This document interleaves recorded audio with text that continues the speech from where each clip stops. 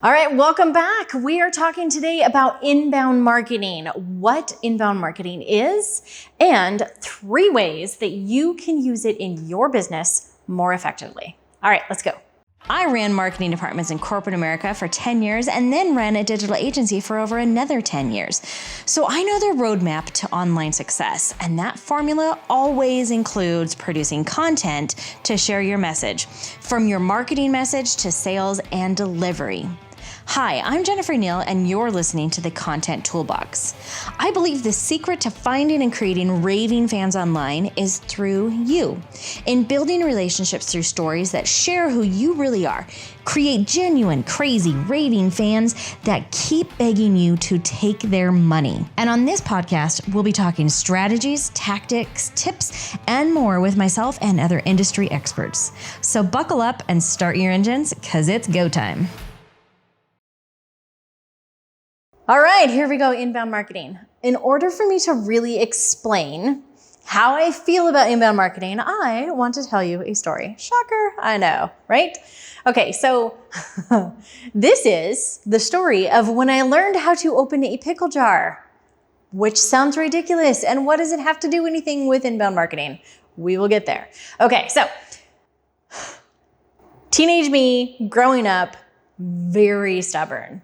And, mom tells me to do something and I am like, no, I know more. I know better than mom. I'm going to do it my way because it has to be more right? So here I am. Can you grab the pickles out of the fridge? We don't have any. Okay, there's a new one in the pantry. Great. I go to grab the jar of pickles.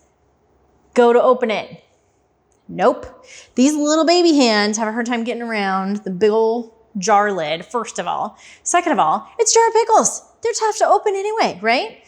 And I'm doing the like, okay. This is actually like a little bit more hard. And then, so I'm like trying to like hide and make it look like, I'm fine. I'm just over here doing this thing that you don't really know how much I'm struggling. And then pretty soon I am just all out like struggling and like sweating and grunting and I'm probably cursing. I don't even know. The point is, I could not get the darn thing open at all. And my mom's like, there's an easier way. I'm like, no, I got it. It's almost there. I'm fine. I'm good, right? No, I'm good.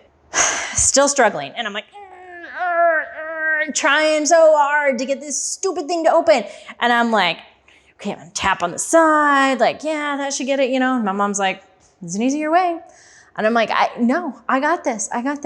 And I'm still struggling. And I don't even know how long that she let it go on. And finally, she grabs it from me, goes over to the kitchen sink, turns on the hot water, sticks it under the water for like, I don't even know, a couple of seconds, 10 seconds, brings it back out, looks at me very pointedly, grabs the pickle jar and grabs the lid and looks at me and just goes, boop.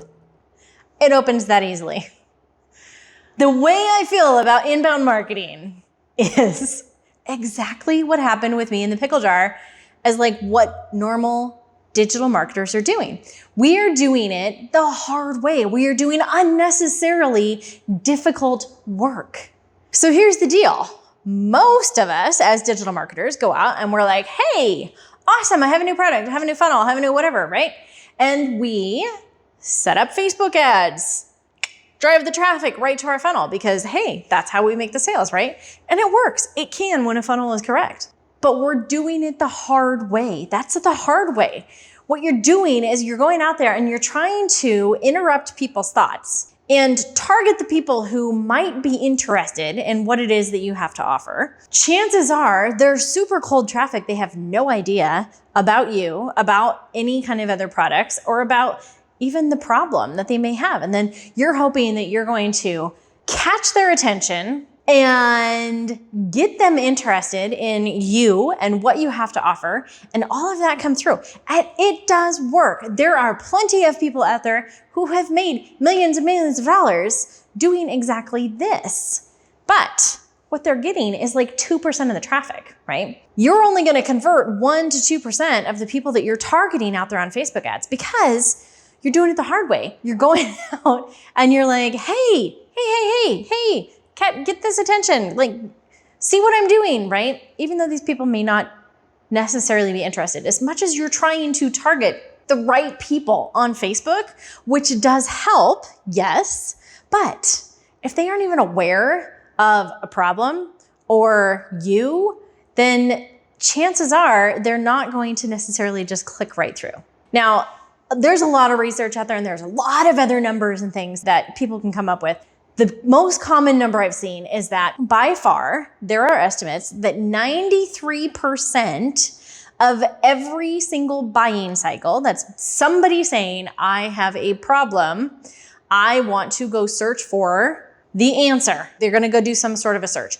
Typically a Google search, sometimes a YouTube search, but sometimes a social media search. Most often it's gonna be a Google or internet search, right? I have a problem, how do I fix this? So this is our cold traffic. This is the people who are saying, okay, I'm aware that I have a problem and I'm looking for a solution. If you come up when they are looking for that solution, if you come up in that Google search, they click through, they're like, this looks like interesting information, click through, come to your blog site where you're giving them information. And then from there, you're like, hey, do you want more? Because I have this cool freebie thing that's going to give you a checklist, or I have this cool program over here that you can buy that's going to help you with the next step. So they are inbound to you. You are not going after them with traditional marketing.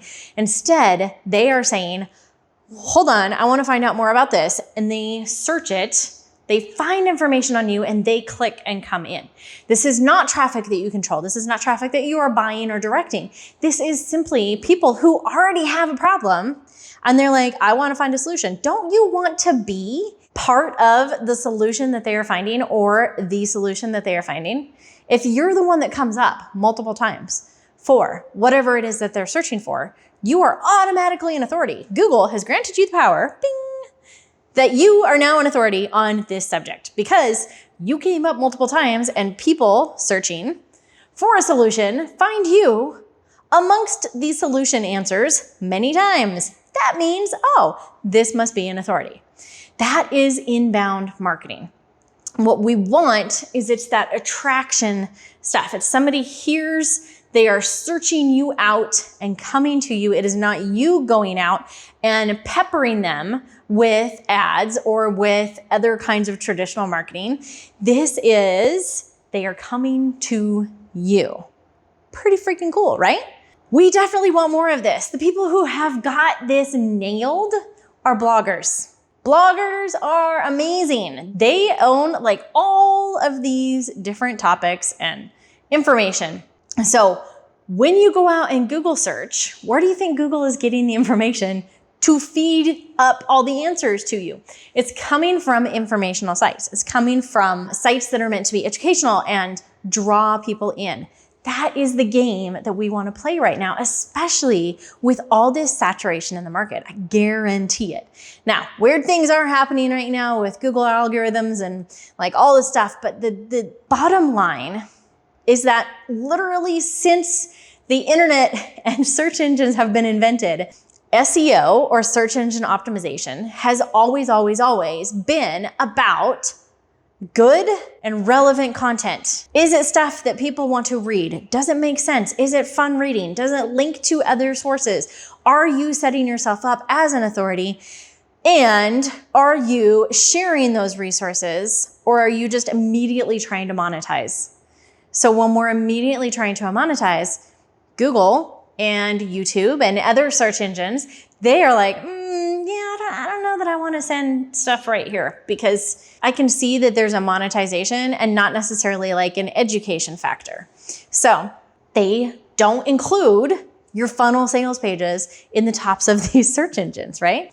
What they do include is information that leads to a next step. And that's exactly like, if you want to think about inbound marketing, think about it as it's like a big magnet. Like you are creating this gigantic magnet and you are attracting people to you through the information that you are sharing. And that information is fun and useful and helpful, and you're giving them stuff. And then they keep finding you in different places, and they're like, oh, this is the authority. This is the person that I need to go to. It is a longer play game, but if you think about the mass amount of traffic out on, if you compare this just to Facebook ads, so out on Facebook ads, we're targeting people. So we're hoping that we're getting into the right audience, and we're hoping that they already have this same problem. I think the most successful Facebook ads are the ones that are actually targeting warm traffic. What is warm traffic? Let's talk about the different kinds of traffic, because this gets into the things that you can do to really grab people in the right place and where you need to grab them from, right? Okay. So cold traffic. Cold traffic are people who do not know about you. They don't know about any products, and they are just problem aware, meaning they have come to a point and they're like, this is a problem. I think I want to find an answer. So if they're just scrolling through Facebook, they aren't necessarily thinking about that problem at that point in time. This is why YouTube and Google ads tend to perform better even than Facebook ads, if you're targeting after cold traffic. You got to think about your messaging. So at that point, they don't care who you are. They don't really care about your product. All they care about is, oh wait, who's talking about my problem? So who is most prevalently talking about my problem that I think, oh, I can go after that. So Facebook ads that are targeting cold traffic need to be talking about like, hey, do you have this problem? Here's how it can help. It's not about you. It's not about your brand. And all you're doing is hoping that people remember that problem that they have when they're stumbling through. If you were talking about inbound marketing with cold traffic, what that means is you're going to have all of the answers tied up in different blog posts or informational articles on your site. You are drawing people in because at the moment where they are like, oh, I have this problem. What's the Google tell me to do, right? Then that's when you need to come up. This is the cold traffic search. This is where like the most people are. And if you think about it, the chances of converting somebody through that step is you've got 93% of the buying cycle starts with people looking for solutions, like they're going to do some sort of a search. If you think about, okay, can I target those people on Facebook with ads? You're going to expect to convert about 1% of the traffic that comes through there. So a lot of difference in volume. If you think about what is it, like this is why we spend so much time thinking about our avatars and the pain points that they are going through. Because if we can talk about those pain points, the more that you can talk about those pain points and then offer solutions just through informational articles, and then you can include infographics, you can include videos, you can include all sorts of different media, but you're putting that out there so that internet land can find it and find you. So using cold traffic, you want to think about what is the message, like what is it that somebody who all they know about is this problem. They don't know about me. They don't know about any answers. They are looking for answers. So how do I write to that cold traffic, and where are they going to be searching? So if you are in a very niche industry, maybe there are different publications or other different sources where people are going to be looking. So you can expand your cold traffic to where they are. That's also why it's so important to understand who it is that you're selling to. Starting to all kind of come together. So number one is really consider what the problems are and where you are talking to them about, like what is the platform? And if it's just Google, like where are we drawing them in? What is going to be the most enticing for somebody who's only aware of the problem? Okay. Now let's get back to warm traffic. Warm traffic is awesome. Think of warm traffic like JV partners. Warm traffic is ideally what Facebook ads are going to be targeted at, because we're going to say, hey, these people are already aware that they have a problem. And they've probably already bought some other product from somebody else in the market who is similar to me. So ideally, we're going to go out and say, you know what? My program is a lot like what digital marketer is doing. Okay.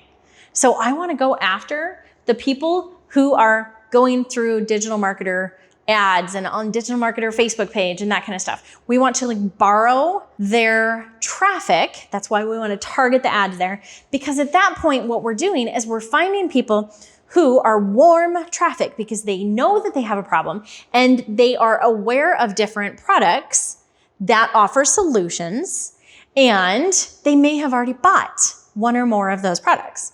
So at this point, they are warmed up because they are already spending more time thinking about it. This is also a fantastic time that you can still grab more of that search traffic, as always.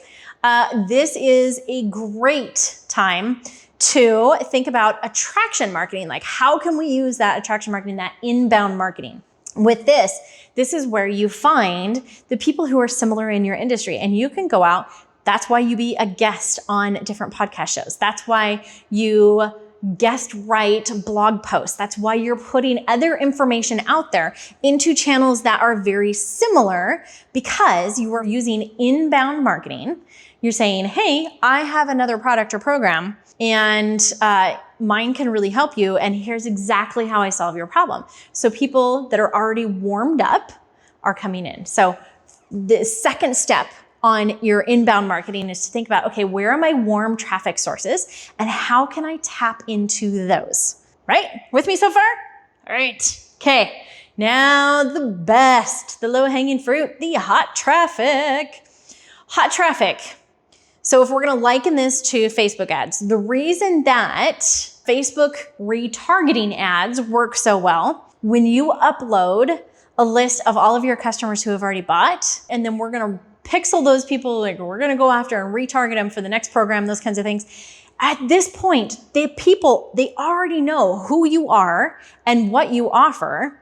So you're just turning the dial on the next problem and they're like, oh yeah, that's cool. I'm ready. So this is where we're all ultimately wanting to get. This is why retargeting ads work, because we're hitting that hot traffic. And this is why this is where inbound marketing traditionally doesn't work, because you're not hitting the mass groups of people that are searching. But here is where I have seen so many companies fail through the years, is that when you have a list of your customers and they've already been through one of your programs, I don't care if it is a freebie lead magnet or if it's your low-end product or they are part of your mastermind, you want to know where they are at, paying attention to where they are at in your customer journey.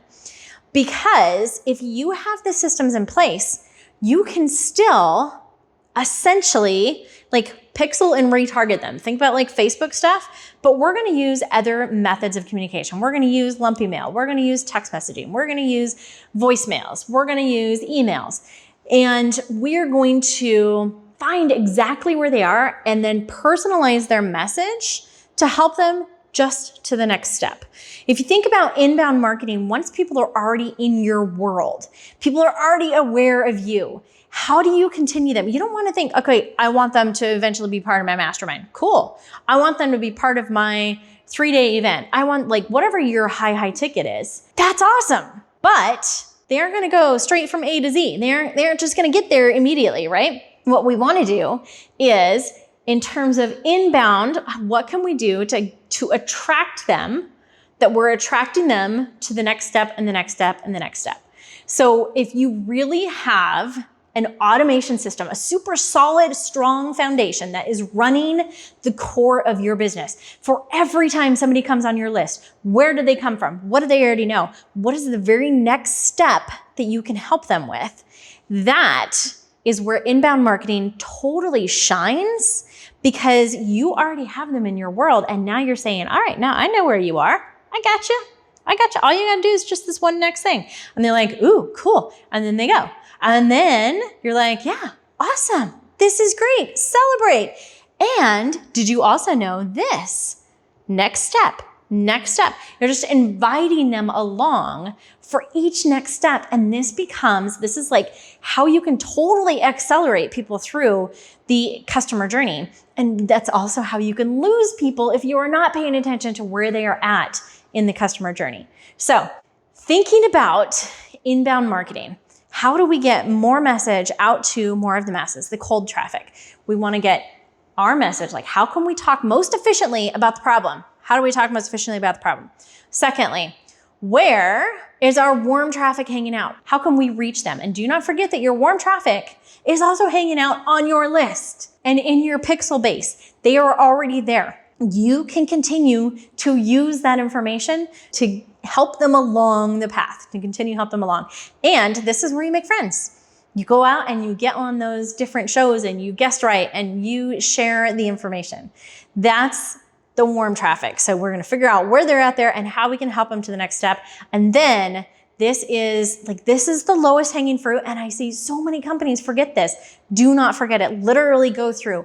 And what we do is we map out every single step. When people are coming in, what happens? They come in here. Okay, what's the next step?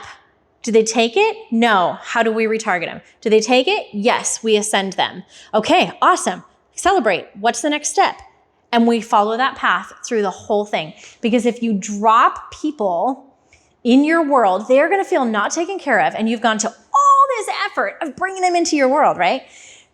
They are not going to feel not taken care of. And they are not going to look to you as an authority. But if you are understanding where they are at in their journey and you're like, hey, isn't this awesome? Here's the next thing that you're going to be struggling with. This is exactly where we go. Then we go here, then we go here. And they're like, oh my gosh, it's like you're inside of my head.